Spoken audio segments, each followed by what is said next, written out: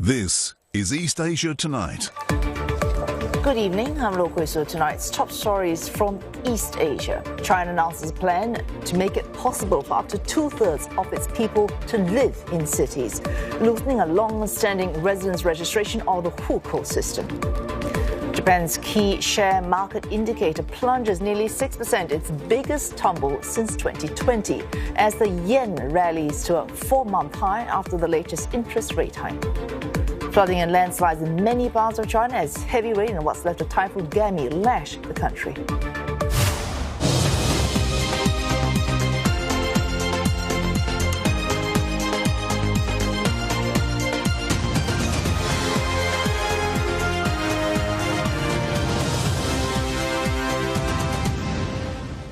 From cleaners to housekeepers and technicians, more Chinese youths are choosing blue-collar work for better pay and more control of their lives. We speak to one expert about this new trend.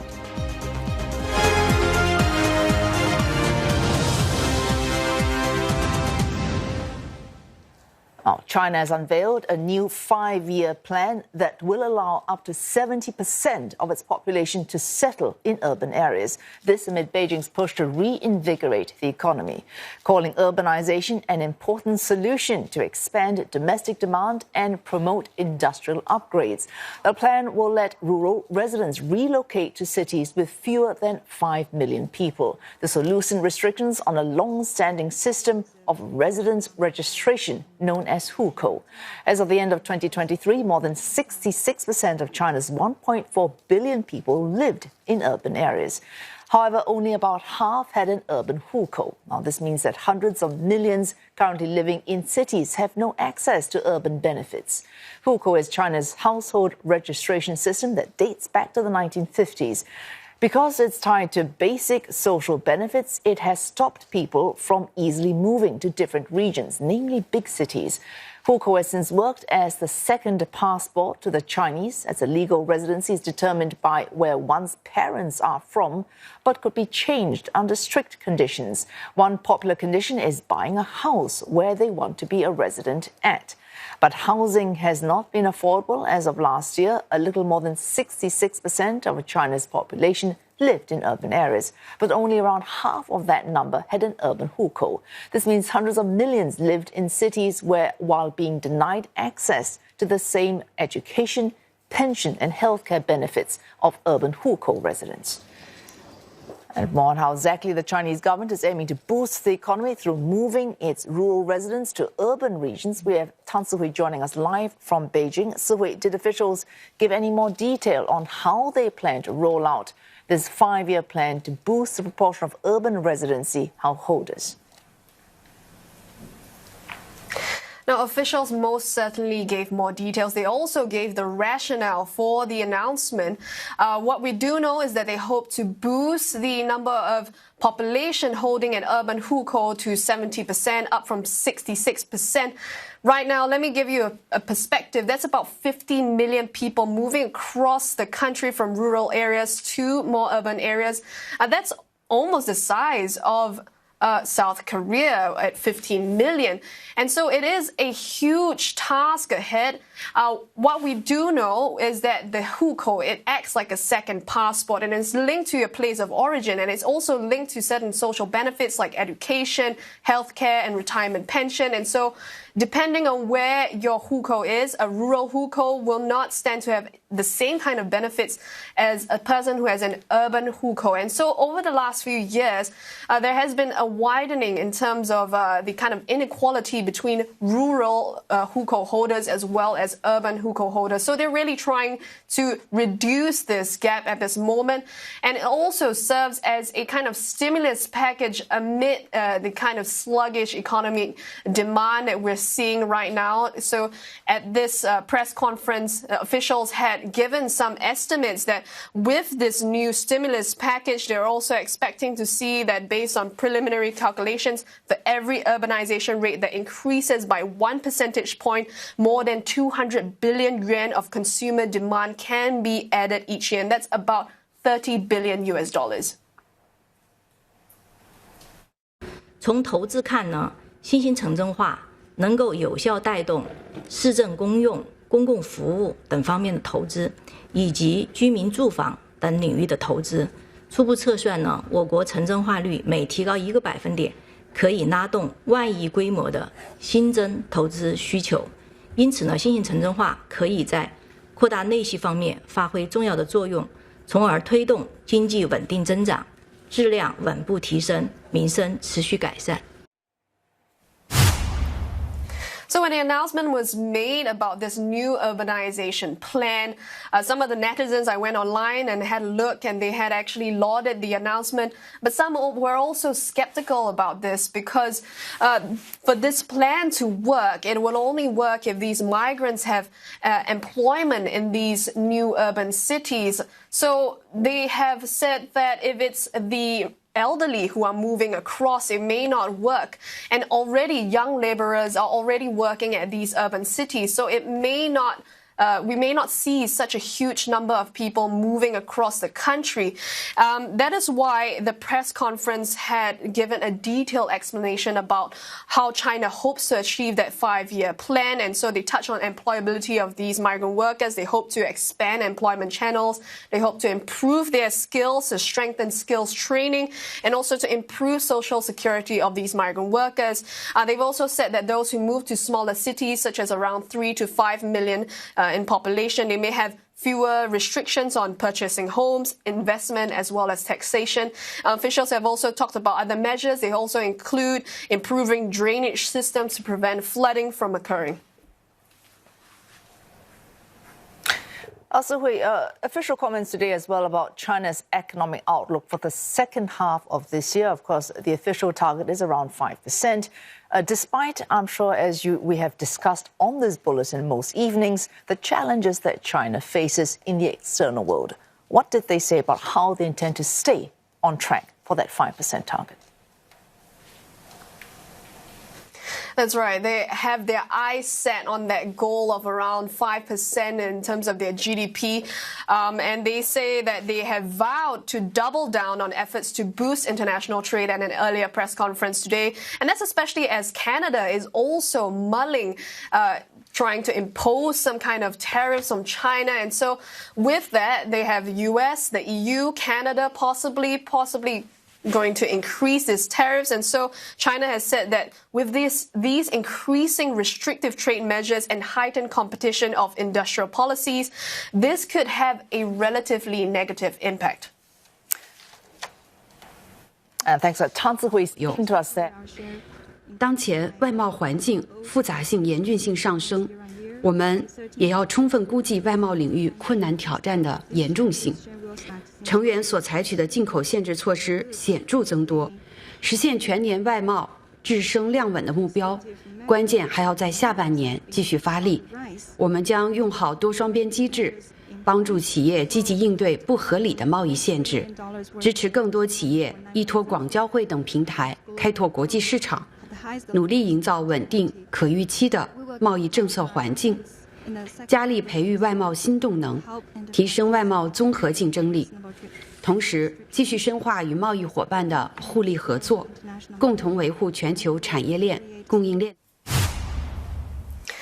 So some measures have already been in place to help to increase domestic consumption, and this includes subsidies that have been in place to encourage people to switch up their old cars for new EVs, and they've also provided a new number. They've said that applications have gone up by 26% and showing strong momentum in May as well as June. Now they are also extending the program to e-bikes, and all of these announcements come off the back of the third plenum, which was recently concluded, and they had talked about deepening reforms and trying to advance Chinese-style modernization to really give a boost to Chinese economy. Thanks to Tan Zihui there in Beijing. In a rare move, a prominent advisor from China's central bank has criticized economic measures for being overly conservative. A member on the Monetary Policy Committee of the People's Bank of China, Wang Yiping, says the policy of focusing on investment and neglecting consumption must be changed. Mr. Huang highlighted how the economy has entered a new stage as total demand is no longer as strong as it has been before. He has called for measures to drive up consumption, such as letting migrant workers settle in cities and directly giving money to the people. Mr. Huang also suggested setting a firm target to increase inflation to between 2 and 3%. He did not use the word deflation, as this is a term that analysts have reportedly been advised to avoid.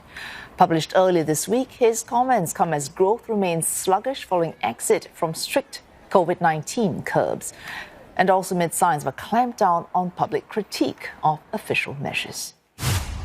For one, reports have emerged that a prominent Chinese commentator has been banned on social media. Or the former editor-in-chief of China's state-backed Global Times, Hu Xijin, has been silent for days since commenting on China's economy. Mr. Hu had been known to post several times a day, but he has not done so since Saturday. His accounts are said to have been suspended. Now, these include the Chinese micro-blogging site Weibo, where he has almost 25 million followers. According to Bloomberg News, which could not reach the former editor-in-chief, Mr. Hu did not deny that his accounts had been blocked when approached by a Hong Kong newspaper. Stocks in the Greater China markets ending the week in the red, in line with a sell-off in Asia. Volatile trade for the two mainland indices, Shanghai and Shenzhen. A steep downhill trade for the Hang Seng, losing more than 2% as it went below the 17,000 level. Apple is reportedly ramping up pressure on Tencent and ByteDance to make drastic changes to their apps in China. The move comes as Apple grapples with falling sales in the world's biggest smartphone market. Apple has in recent months asked the two Chinese tech giants to close loopholes that their in-app creators deploy to divert users to external payment systems. This circumvents Apple's usual 30% commission. In May, the iPhone maker reportedly warned Tencent it may reject essential WeChat updates unless the developer removes links that mini-game developers use to accept payments off Apple's platform. The following month, Apple was said to have told ByteDance it will not accept new updates of Douyin, that is China's version of TikTok, unless it plugged similar loopholes as well. Apple has long policed its app ecosystem. However, its unusually aggressive moves in China this year could alienate creators and stir up tensions in a key arena. This comes as Apple's business practices come under increasing global scrutiny. Its revenue in the June quarter slid 6.5% in China, underscoring challenges in its largest market outside of the United States. Japanese stocks plunging, making them the worst performers in Asia today. Weak U.S. economic data raising recession fears, leading investors to beat a retreat. The Nikkei 225 slumping nearly 6%, the most in more than 4 years. The topics are faring not much better, closing more than 6% lower. Together with yesterday's decline, this marks its biggest two-day drop since the 2011 tsunami. A stronger yen doing little to improve sentiment. Its rally to a 4-month high against the dollar, seen as a negative for Japanese exporters, is now trading at around the 149 level. Drastic falls in tech-related stocks also dragging Japanese indices lower. Chip-making equipment manufacturer Tokyo Electron tanking nearly 12%. Tech heavyweight SoftBank trailing as well. It's a stark turnaround from just 3 weeks ago when Japanese stocks charged to record highs. The big concern for the equity market is the yen. It's climbed from a 38-year low hit in late June, leading investors to reassess their long positions in Japanese stocks. And with analysts seeing the Japanese currency advancing to 140 against the dollar, more declines may be in store for equities. The Bank of Japan's decision to raise interest rates this week makes another hike in the foreseeable future highly likely. That's according to Kazuo Moma, that's the former executive director in charge of monetary policy. Mr. Moma says there's a very high chance the BOJ will raise rates again in October and in January. Mr. Moma's remarks could recalibrate views on the BOJ's interest rate path. Once known as the world's most dovish central bank in a major economy, the BOJ took a hawkish turn in March. Earlier this week, it raised borrowing costs for the second time this year. It has also ditched its former cautious attitude towards tightening monetary policy.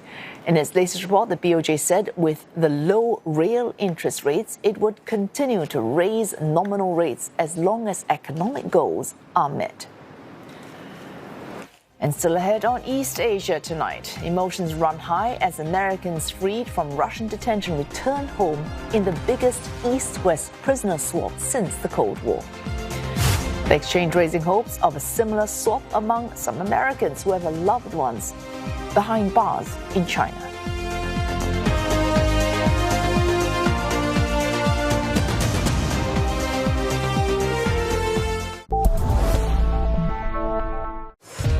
Dihua Street is the beginning of Taiwan tea industry. From a place that used to be trading tea, rice, and herbs, it now has so many more new things to offer.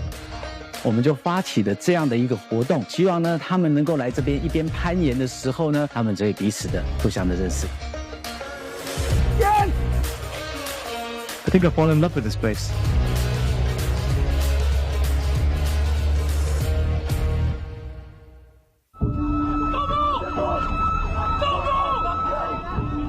I salute the 80 officers and troops who exercised the greatest restraint amidst intense provocation. We remember that on June the 17th, we made a conscious and deliberate choice to remain in the path of peace.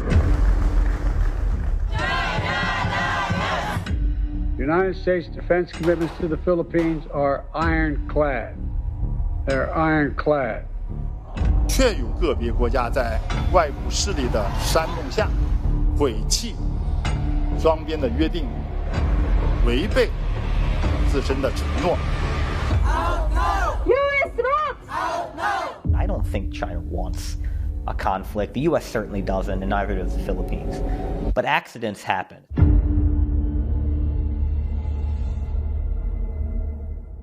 Half of South Korea's population live in 1/10 of the country. 그런 제가 원하는 일자리들이 다 서울에 있었기 때문에 서울로 올 수밖에 없는 상황이었죠.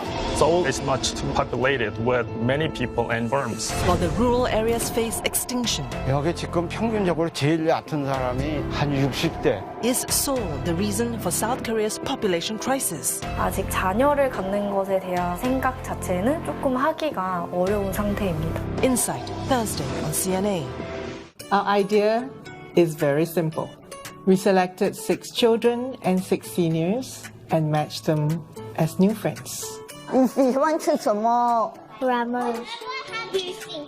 Okay, you sing that one. Let me hear. Over the course of the 10 weeks, we want to see if these young children and seniors can really become good friends. I love you. Wow, so do I. When they come together, they learn to respect each other for who they are. It fosters a deeper understanding for the elderly and the children. Anh Patrick 他们会来救。This is teaching the younger generation to love the elderly. Uncle Thomas, I give you. I think it doesn't really matter whether you're young or old, whether you are of different backgrounds. Invaluable friendships can manifest in the most unlikely places.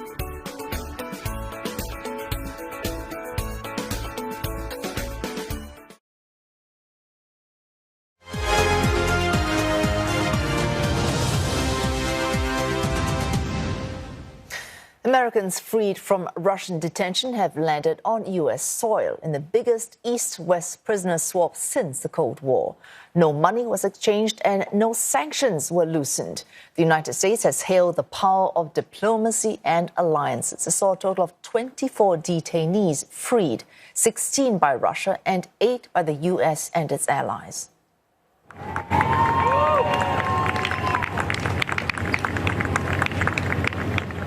Cheers erupted as the freed Americans set foot on U.S. soil. The first to emerge was former U.S. Marine Paul Whelan. He had been detained on spying charges and was given a 16-year jail sentence in 2020. With time in prison at more than 5.5 years, the former Marine has served the longest time as an American detainee in Russia. Applause as well for Wall Street Journal reporter Evan Gershkovich. His family, friends and colleagues were on the tarmac celebrating his return. Mr. Gershkovich was arrested in Russia in March last year for espionage and had started a 16-year jail sentence. He was held for 491 days.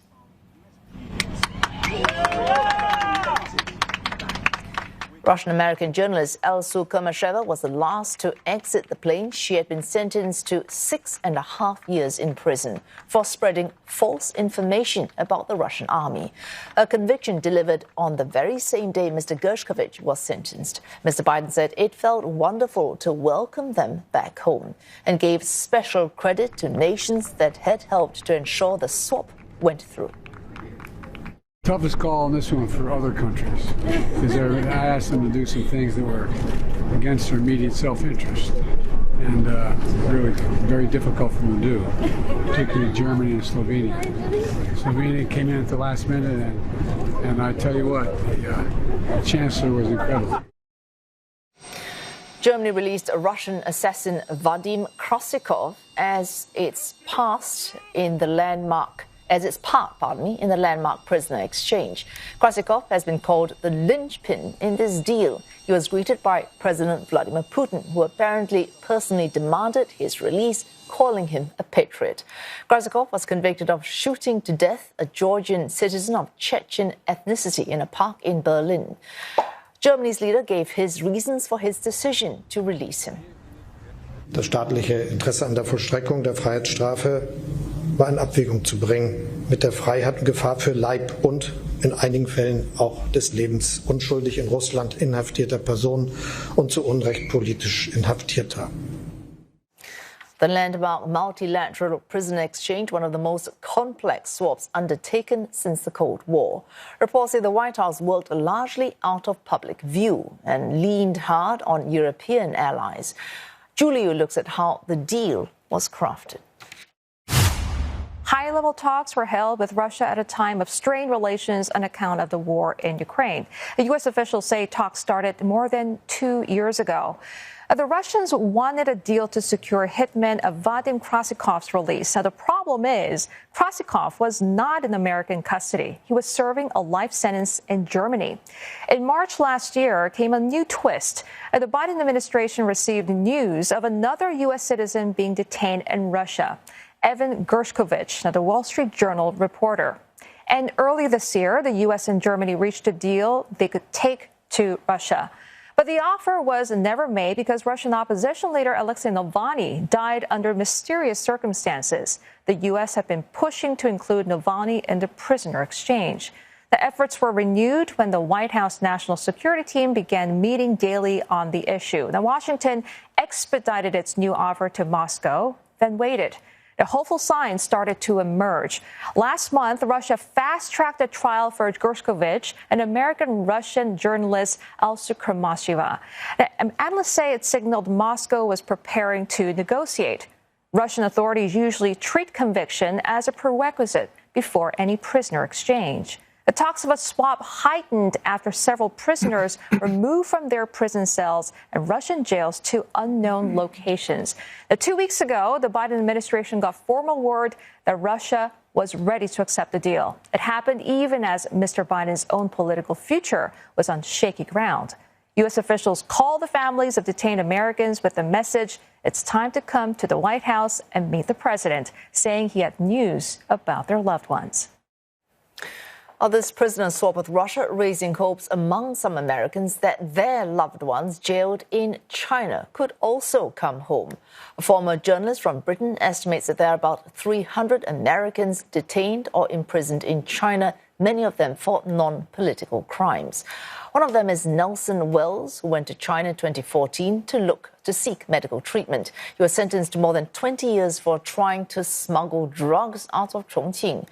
The U.S. and China do not have a prisoner transfer agreement, but Wells' family is hoping to invoke a law that China enacted in 2018. This allows for transfers to foreign jails on compassionate grounds. The State Department has not determined that Wells was wrongfully detained. It has, however, been actively talking to China about 3 other Americans who Washington says are wrongfully jailed. They include Kai Li, jailed since 2016 on spying charges, David Lin, detained in 2007 for fraud after he helped Christians who wanted to pray independently of the party state, and Mark Swidden, arrested in 2012 on drug trafficking charges, which he denies. Japan and the Philippines held their first joint military exercises in the South China Sea today, the latest collaboration between countries that have ongoing sea disputes with China.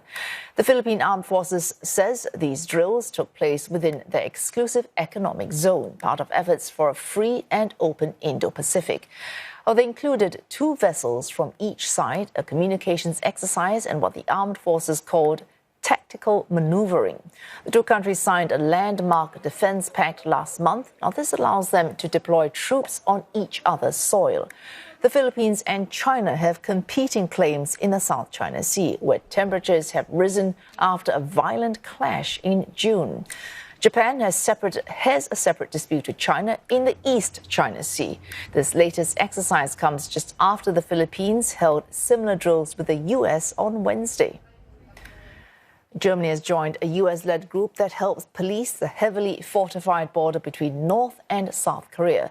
It's the 18th country to enter the United Nations Command, which is committed to defending the South in the event of war.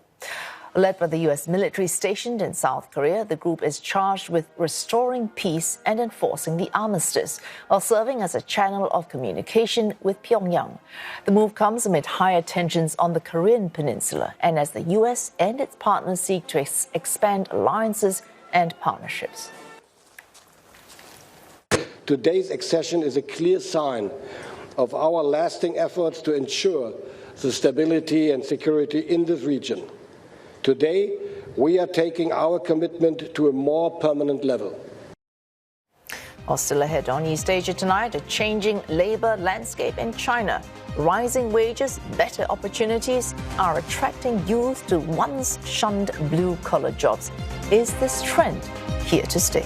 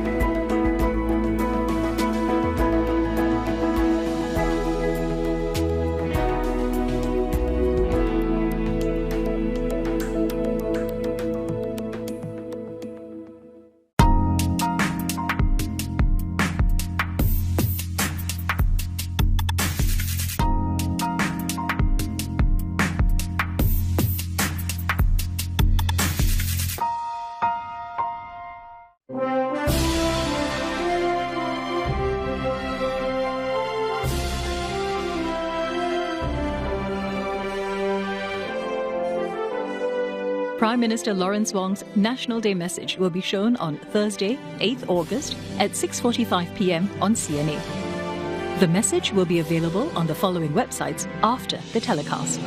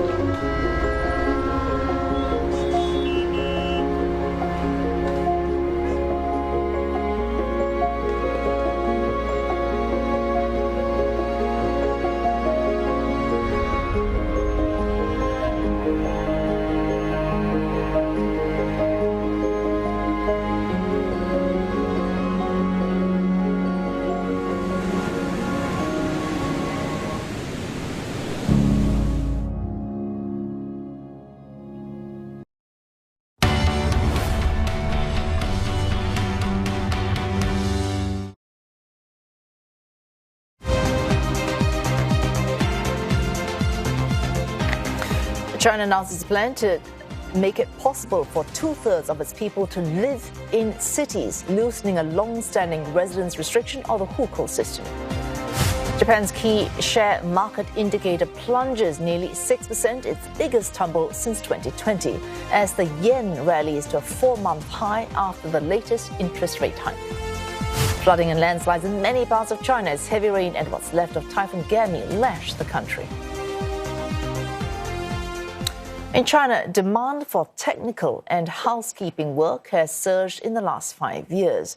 More young people are taking up jobs that were shunned in the past as salaries in these industries go up, and the whole country struggles with crippling youth unemployment. CNA's Emil Wan with this report. 可以的，咱这边是多少平呢？我这边差不多2室1厅，70到80平。可以的，70到80平的话，我们过去安排3个人，然后进行一天大概9个小时左右。收费的话是按照你家的房屋建筑面积收费，13块钱一个平方。会对你家全屋做一个无死角的处理，全屋7个区域处理，包括你家的那个窗户、窗槽，然后墙面吊底。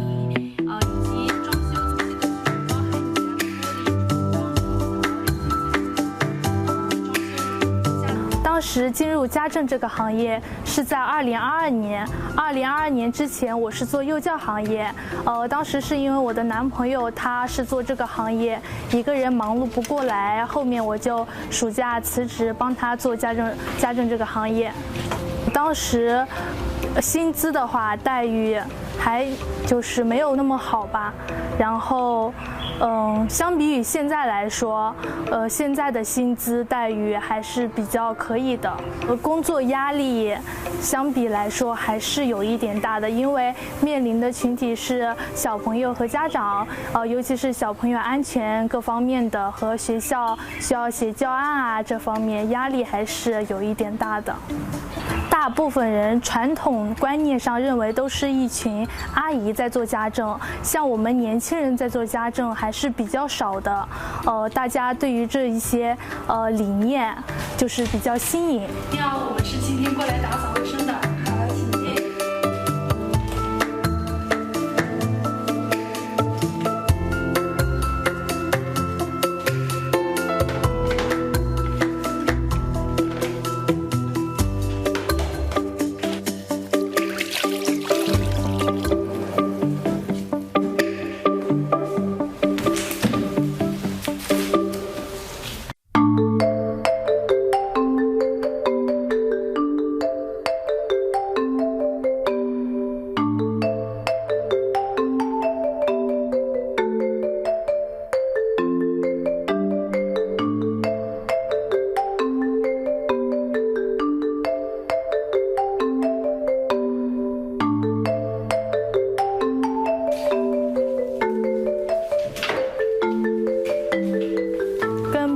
90后的志向理想，我觉得应该都一样，大家都是在努力生活、热爱生活，然后积极面对。00后其实相对来说就是一个分水岭，大家可能认为00后就是躺平啊，然后不愿意上班、不愿意听领导的话这样子。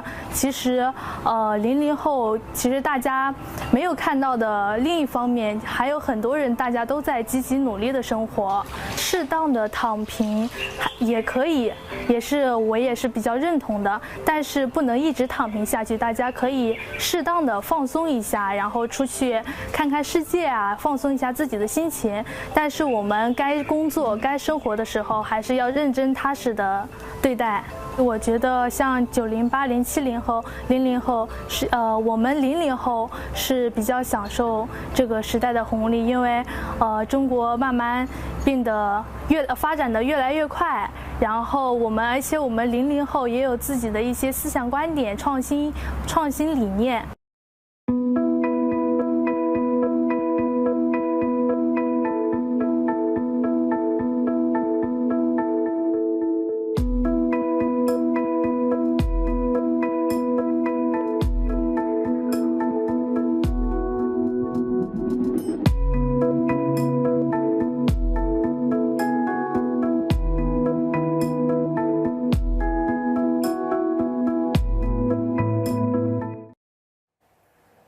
All right, for more, let's bring in Dr. Yu Tao. He's a social professor in Chinese Studies, University of Western Australia. Thanks for joining us, Professor Tao. Now, this story excited so much attention on the Chinese internet and Chinese mainstream media as well, presumably because the idea is so ingrained in Chinese society and Chinese mindsets, the absolute need to get a tertiary education and then to use that to get that much desired job in the office. And this runs counter to that. Yes, indeed, Wei Xiu. Firstly, thank you for having me. And then, even though, this transition is pretty radical if you consider traditional Chinese mindset regarding the importance of education, not necessarily, just as a skill training process, but also all of the, social and cultural capital surrounded with the higher degrees. But on the other hand, I also think this is a starting of a bigger trend that we're going to see that will become even more obvious in the years to come. And what is that trend? So I think that trend is more and more young graduates, when they, leave their college, leave their university, even though they might have got a bachelor's degree or even master's degree, they would go to those occupations which might traditionally be regarded as secondary or traditionally be described as in English as blue-collared or in Chinese as 体力劳动, which can literally be translated as body-based works. In opposite to, the traditional white-collar work, which were normally described as 脑力劳动, like, brain-based works. I think these two kinds of work, their boundary now is getting less and less obvious, and I anticipate that we will see more and more proportion of the Chinese college graduates. They will not mind to go to these so-called blue-collar occupations. Professor Tao, in fact, it's not just that they not mind. They might have to, because there are just no jobs that they might have otherwise found acceptable. So, for example, this year, we've got a record 11.79 million fresh college graduates entering the Chinese workforce. That's a record high. Again, a jump of just over 200,000 just from last year. Every year we're seeing fresh record highs. And the service sector cannot absorb them. They're not the kinds of jobs for them anymore. So in a way, it's not that they might like to. Is it fair to say they're being forced to?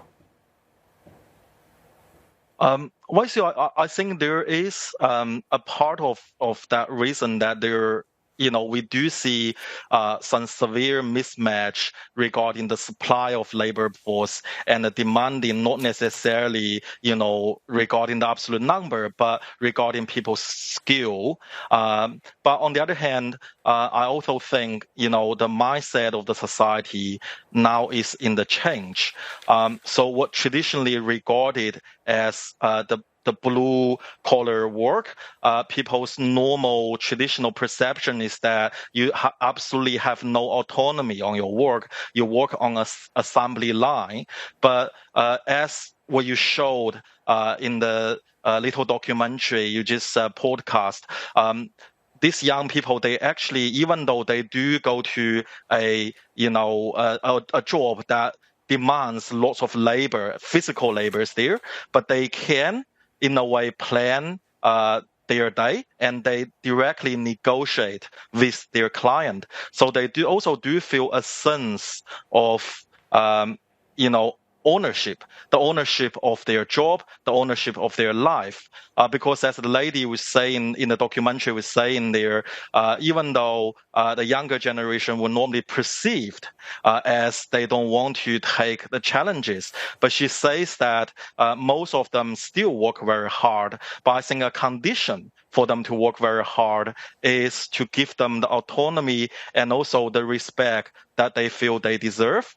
And just to add one more thing, even though you're right in the sense that, the job competition in the younger generation in contemporary China is very intense. But if you look into the figure regarding this Tili or the body-based, this traditional blue-collar jobs, actually in comparison with the last year, if you just look at the first quarter of 2024 in comparison to first quarter of 2023, there is 21% increase in that smaller subset of the labor force. So yes, there is this pushing factor that the job in the traditional office-based occupations become more difficult to get, but also I think the picture is bigger than that. The mindset, the societal perceptions regarding the traditional dichotomy between so-called brain-based jobs and body-based jobs is also in the change. Well, what part might government play on this? So today we're seeing suggestions that, for example, on the hukou, so your residence registration system, loosening of that to give more incentive to make it even possible for people who were born in the country to move to the city and enjoy all the benefits that urban residents might also have. Does the government, can it do other things apart, for example, registering or recognizing more professions that are outside the standard usual categories of professions, offering subsidies, encouraging vocational institute in education? Is that sufficient as China moves towards, I suppose, a brand new world? That's a very good question. So far we can observe the Chinese government is doing two main types of the policy, or sometimes the very pragmatic interventions in helping its youth employment. So on the one hand, they did do things like you just referred to. There are short-term economic stimulations there. For example, government create or encourage the company to create internship for the younger people.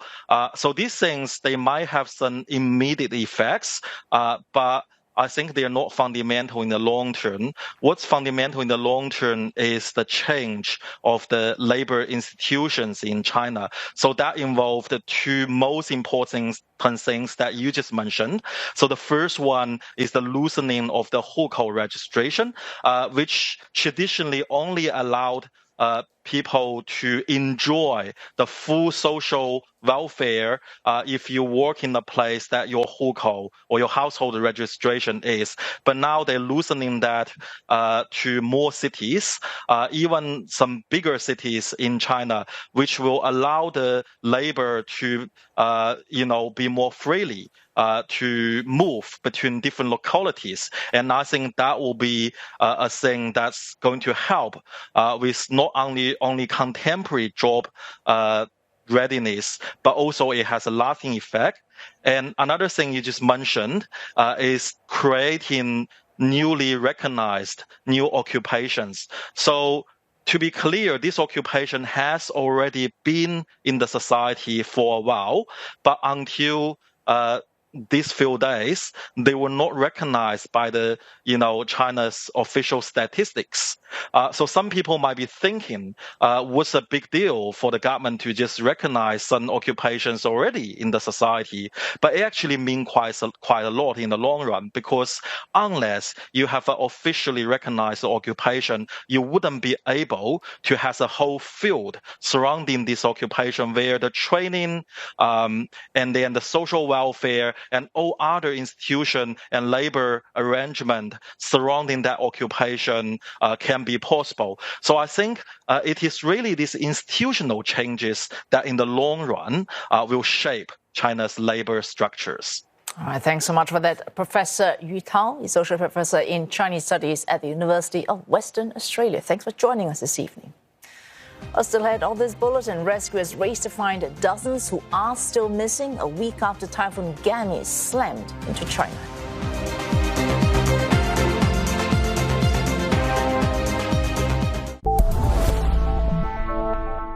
This This August, journey through stories of triumph and unity.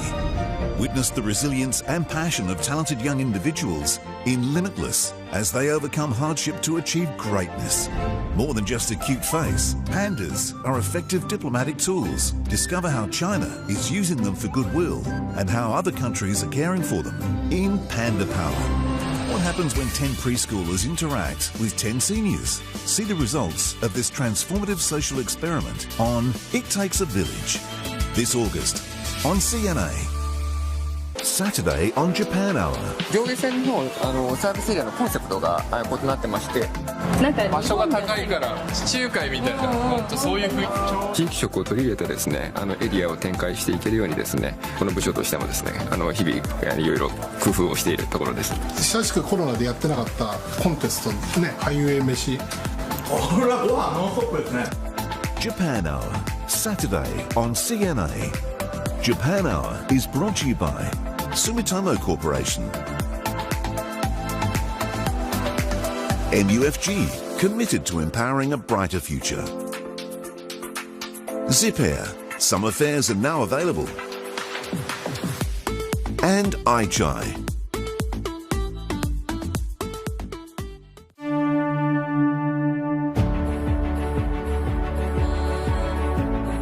He literally breathes football 24/7.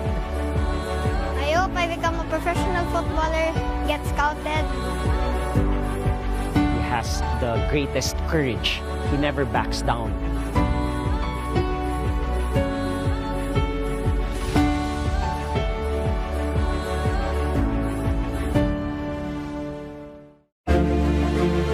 In China, city life is losing its allure. 你在外面的话，你可能比你优秀的人太多了，但是你回到乡村，其实哪怕你有一点点优点，你都能被放大。China's youth are ditching prestigious careers in the city to pursue new potential in remote hinterlands. 其实这边的生活水准整体来说已经很高，你可以用一种新的眼光来看待这些大城市周边的非常发达的乡村，在这里去实现一些你的想法。我去离职了。互联网太成熟，没什么东西可以做。我就在农业里面，我觉得它像一个白纸，可以创造一些东西。Wastelands once abandoned have been transformed into thriving assets. 那个时候就每天就跟个做梦一样，大概2个月的时间让我们挣到了100多万。Watch Young and Rural in China on demand at cna.asia.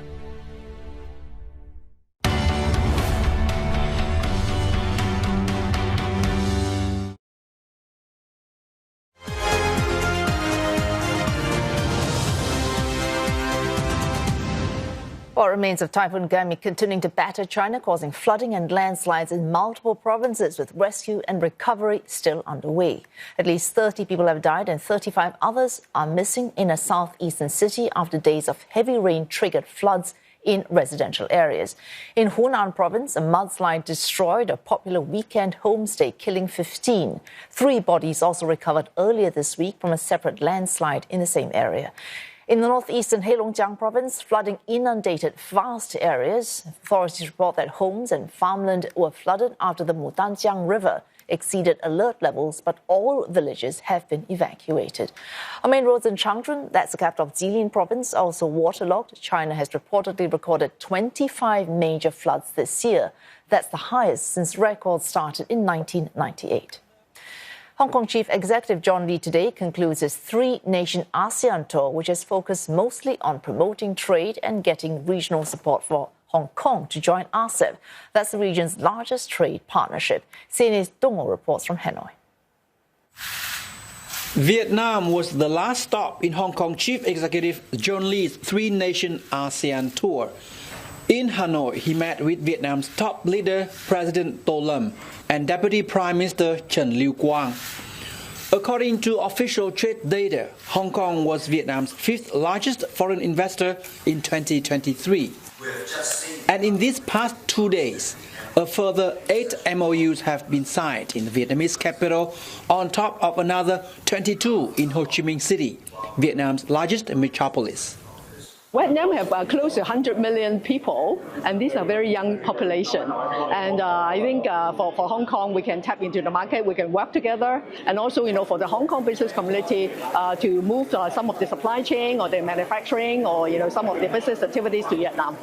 Hong Kong as a financial center, we can do a lot of things, especially on the financial side. Basically, we want to attract people from companies like from Vietnam to come to Hong Kong and basically maybe issuing bond and raise some fund for them as well. With his office stated objectives of exploring business opportunities and strengthening connection, Mr. Lee earlier made stops in Laos and Cambodia, becoming the first Hong Kong chief executive to visit these two countries, where 25 other MOUs were also signed. Ahead of his tour, the Hong Kong government had pointed out that ASEAN is the territory's second largest trading partner after mainland China. And this is Mr. Lee's third visit to ASEAN member states since taking office. On this trip, Mr. Lee appealed to businesses in the region to extend and deepen business ties with Hong Kong, highlighting its advantages as what he called a super connector in relation to two of China's major economic projects. I think the Belt and Road Initiative and the Guangdong, Hong Kong, Macau Greater Bay Area present tremendous business and investment opportunities. Hong Kong plays strategic roles in these two big projects. We are a super connector and a super value adder under these initiatives. And this is because of, first of all, our strategic location, our well-established financial infrastructure, profound expertise in trade and investment, and world-class professional services. With our unique advantage under the one country, two systems, Hong Kong is an ideal gateway. Throughout this trip, Mr. Lee also sent another clear message: Hong Kong's interest to join the Regional Comprehensive Economic Partnership. RCEP is the world's largest free trade agreement. ASEAN members countries as well as China, Japan, Korea, Australia, and New Zealand are all a part of it. And Mr. Lee has sought support from Laos, Cambodia, and Vietnam in Hong Kong's early accession to the Trade Pact, whose participating economies make up 30% of global GDP and a quarter of world exports. Tung Ngo, CNA, Hanoi. And that's East Asia Tonight for this Friday. Singapore viewers, do stay tuned for highlights from the Paris 2024 Olympics, and don't forget headlines anytime at cna.asia.